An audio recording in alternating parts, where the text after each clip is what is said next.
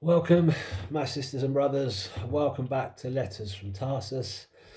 We're 1 week into UK lockdown 2.0, 10 days following the US election, which looks like it's unlikely to be properly resolved anytime soon. So much anger and the potential for unrest being expressed everywhere, so much uncertainty. I think there's never been a time better to reflect on the truth that God is sovereign, that He's on the throne, and that no election or insurrection will ever or can ever change that reality. God stays the same yesterday, today, and forever. He never changes. He's sure, He's certain. You can rest easy and safe in that reality. So today, we're going to take a closer look at a single verse in Galatians chapter 1, which, while it's quite brief, it says an incredible amount about the extent of Christ's victory at Calvary and the true power of the gospel. So, Galatians chapter 1, verse 11. For I would have you know, brothers, that the gospel that was preached by me is not man's gospel.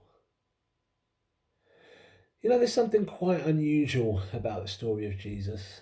I mean, if you were going to write a movie, you probably wouldn't come up with a plot like the biblical account of Jesus' life, death, and resurrection. Especially when you think about the kind of films that particularly resonate with the vast majority of people in the 21st century. Just think about the most popular blockbusters of the last decade. The superhero movies like the Avengers and the Batman films. Now, what is the fundamental idea that defines all these fantasy epic superhero movies? Well, basically, it's that violence can in some way ultimately be redemptive. The superhero fights for us and he defeats the bad guy. The villain gets either killed or beat up and taken away to some super prison, which they're going to escape from in the next film in the series. But the story is always the same. The hero using violence to defeat the villain and bring about the happy ending that we're all waiting for. That's the story that humans write. Imagine the Bible had no divine inspiration, but the plot was the same. Jesus comes to earth to do battle with the villainous devil who'd taken the whole world captive. How would that story unfold if human beings had written that of their own accord? Well, Jesus would probably run across the Sea of Galilee and drop kick the devil, or he'd use his God powers to pick up that huge stone from the entrance to his grave and throw it at Satan and then cast him into outer space, or lock him in a cell under a mountain somewhere. Big dramatic story, and it sets up a great second movie, The Devil Strikes Back. But of course, there would be a sequel in that story. You see, the thing about using violence to end a struggle is that it ends nothing. Someone is guilty of committing a crime, and so you inflict some kind of righteous punishment on them. But then someone that they love from their side comes and inflicts violence upon you. Vendettas are created and people want to take revenge and they feel righteous in doing so. That's why the concept of redemptive violence is a myth, because it solves nothing. An eye for an eye for an eye for an eye for an eye for an eye. It never ends. Unless someone is prepared to take that act of revenge upon themselves, willingly. Unless someone who's completely innocent is prepared to take the punishment on someone else's behalf, to be a substitute. Only this act has the power to end the cycle of redemptive violence. But who is prepared to do that? I mean, no one's going to allow themselves to be punished for someone else's crimes.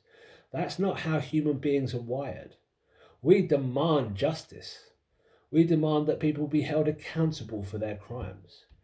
We've built legal systems the world over that are designed to ensure that people are punished for the things that they have done wrong. But the gospel that we read in the pages of the Bible describes the completely opposite reality. The story of the life and death of Jesus presents us with a perfect, sinless human being who knowingly and willingly goes to the cross to die the most gruesome death imaginable on behalf of the entire human race, to accept the punishment and penalty for every sinful act ever committed by anyone, ever. So someone has taken responsibility for the sins that have been committed against us. Justice has been done. Jesus' act of self-sacrifice is giving us the freedom to forgive those who have sinned against us, allowing us to know true freedom from the animosity that fills our hearts towards someone who has wronged us and causes us to hate them. We can be free of that darkness, the darkness that will twist your heart and cause you to become bitter and depressed. We can find true liberty from any pain, any hurt, any suffering that has been done to us by another. Justice has been served.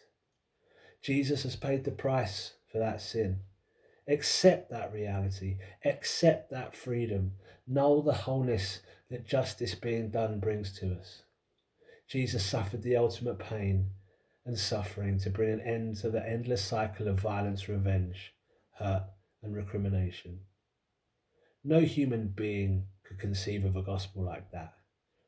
That is not man's gospel. That is God's gospel. May you know his grace and peace.